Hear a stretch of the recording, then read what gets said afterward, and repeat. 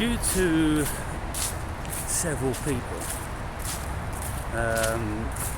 stating in the comments that they couldn't hear what was being said in some of my videos when crossing this hell ley line. I'll stop doing that. When I listen to the videos, I can hear fine, but then if people aren't really used to the noise, and some viewers have said that, well, they live in the village or in the country, they're not used to this city noise, and so it upsets their equilibrium, and it does, it most certainly does. And I spoke about, many years ago now, when my daughter was living down in London, and I went to spend 5 days with her, and I came from the tranquility of living in a peaceful village in Bulgaria, Eastern Europe, and all of a sudden being thrust into the epicenter of evil. Well, I could feel it tangibly in my body. The vibration unsettled me. I started not being able to sleep with the thunder of the planes going over and the shaking of the ground with the trains in the vicinity and the buses outside and everything else, really out of sorts with it. And my daughter was struggling at that time with finding happiness, and I went, you've got to get out of this hellhole, because you don't realise when you're in it the damage it's doing to your psyche. Absolutely cripples your psyche, people. And that's why even these days I'm so very sensitive to even a leaf blower or a chainsaw or a steel saw, anything like that, just breaking the tranquility of peace. And even now, 100 yards away from that dual carriage road, it's still very prominent, isn't it? And it's a curse. And so, if the New World Order take all the combustion cars off the road, then at least that's one good thing that they intend to do. Because when we had COVID, it was like heaven, wasn't it? It was absolutely bliss. The skies were clearer, the air was sweeter, the birds sang more prolifically, and it was just wonderful being able to walk anywhere without that hell, literally. I call these roads ley lines of hell. Ley lines are said to carry the world's energy, and there's a whole grid of them all over the world. And very important buildings have always been built on them, like castles and cathedrals and churches and all this sort of stuff. But now the motorways are the ley lines where energy travels upon. A massive amount of energy on these man-made ley lines all over the world. And so that is a major issue. And even now, goodness me. Oh, there's a lawnmower on the golf course. And many years in my life I've lived out in the wilderness. And I spent 5 years down in a small town in Portugal on the Algarve. Literally 1 minute's walk from the beach. And on the beach, I used to walk that beach for hours each day. And it literally was heaven on earth. But now I have to contemplate with this, and I have to tell you, it disturbs our psyche. And those of you that have been watching my videos for let's say 2 years, you'll know that I spent a year pretty well in solitude, and when I came out of that, I was very, very calm. My disposition was very still, because I was meditating about 5 hours every single day, and the rest of the time I spent in contemplation or reading, that sort of thing. But then getting back into the madness of the world, I know my disposition has changed, and I've come out of the hyper gentleness and deep understanding of people's failings and all the rest of it, because when you're confronted with them every day, it starts to warp your psyche. And so this is what's happening to people. And so over and above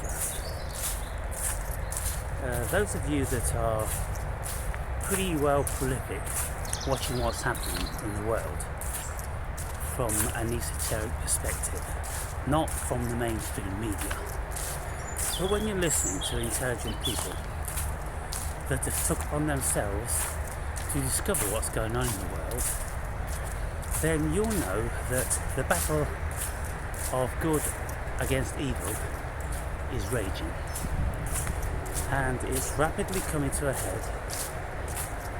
And one of the heads of the beast is going to be the American election, because I think either way all hell is going to get let loose, whoever wins.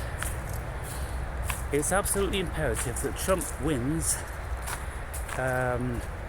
because the Democrats are, of course, highly intent on globalization, world manipulation, and suppression of freedoms, speech, movement, and any number of things. It really is coming to a very, very pinnacle point in human existence. We have to take back our power, because we've been hijacked by a very few powerful families, and they now have taken possession of the world, and they want to take even more possession of our psyche, of the freedoms we have with our own bodies, people. That's the thing. It's not just taking control of everything on the exterior. They want to take control on the interior, not only our thoughts but our emotions also. And so this battle of good and evil really is pointing that out. And there's so many intelligent people now which have finally realised that the small fraction of, I can't even really in good conscience say people that control the globe, because there's many people, seriously, that say there is an alien connection, and has been for a long time. And when we start applying our minds to that, then you get into very profound realms of the psyche, and that's when people start to realise that there's nothing to be done really in the physical, because this isn't a physical battle, it's a spiritual battle, and so it has to be fought on spiritual terms. And the spiritual term is taking back our sovereignty and having some sort of allegiance with an entity which we consider is on our side. Now this is why religion, particularly Christianity at this moment in time, has been escalating. Lots of people are just becoming Christianized, and there's many people out there on the circuit really getting very deep into it. Jordan Peterson for one, Candace Owens for another. Then you got like Ben Shapiro, you got Tucker Carlson, you got Russell Brand, who, you know, is a recent convert. I remember watching videos of Russell Brand, let's say 4 or 5 years ago, when he used to be so anti the dead desert dogma religions, the Abrahamic religions. He was into Buddhism, meditation, reading Krishnamurti and all that different sorts of stuff. But he realised that that wasn't satiating his soul, because at the end of the day, Buddhism isn't a religion, it's an ideology. And it states that all is Maya, and in original Buddhism they don't even have the afterlife or reincarnation. So it's kind of vacuous for anyone that's remotely insecure. Insecure people will need the religions. They will need to know that they have a loving God. They will need to know that they are going to a loving home, a loving retirement home in the sky when they die. They need to know that, because the propensity of humanity is insecurity. That's at the height of humanism, fear and insecurity. And the fear and insecurity is for a very good reason, because they are the programs which enable this to manifest in some sort of corporality. Because there is no corporality here, there is no physical world, and there is nothing to be afraid of, because we are all spirit having a spiritual experience which seems to be physical when it's not. And so more and more people are getting involved with it's not a physical reality, but it's a conscious reality with good and evil. It's always been good and evil, people, the polarities of the cosmos. And so people are moving towards that. And with Russell Brand, you see, Russell Brand always was a needy person. He was a dysfunctional child, an adolescent, and he fell victim to the street drugs, heroin and that sort of stuff, and then alcohol and sex. He needed, you see, if you're taking heroin, it's going to give you that cuddle, and you're going to forget your troubles. And then if you have copious amounts of sexual partners, momentarily you're going to get some satiation that somebody loves you, somebody wants you. But of course with temporary relationships, they're all vacuous, so there's never anything there. But even when he is now finally settled, it still never gave him the satiation and the comfort that he needed, because a few years ago his newly born son had a problem with his heart, I believe, and he had to have open heart surgery. And Russell Brand, he couldn't find the condolences, he couldn't find whatever it was he was looking for, in that he needed some additional comfort. He couldn't get it from his wife, he couldn't get it from his two beautiful children who were already, growing up and healthy. He couldn't get it from all his supporters and his family. So he couldn't get it out of Buddhism because Buddhism is empty. That's their whole philosophy. And so he then reached out to Jesus. Now, he's always had some sort of an affinity with Jesus, because he's had tattoos of 33 and Jesus on himself. And so he liked the idea of that guy being a jolly nice guy, but he didn't believe in the daddy in the sky. But now, of course, he's gone full-blown into it, and he's preaching it more and more and more. And I was at the point today whereby I'm thinking, well, I can't listen to you anymore, really, in good conscience. Maybe I should unsubscribe, because his channel has become a rallying epicenter for Christendom, and a belief which he decried vehemently for many years of his life.